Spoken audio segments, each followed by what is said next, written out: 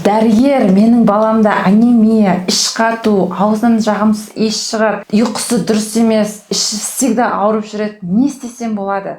Балада асқазан ішек жолдарының аурулары болмас үшін, проблема болмас үшін ең бірінші біз тамақтану гигиенасын қолға алуымыз керек. Ол үшін қарапайым балаға әрбір тамақты 30-40 рет шайнатуымыз керек. Яғни бір қасық салған тамақты 30-40 рет шайнататын болсақ, ол организмге жақсы сіңеді.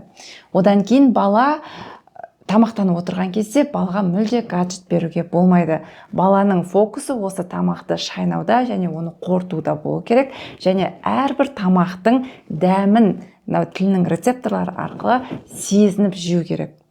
Одан кейін міндетті түрде балаға тамақтың алдында және тамақтан кейін қолын, аузын шаюды үйретуіміз керек, чтобы тістерінде кариес пайда болмас үшін.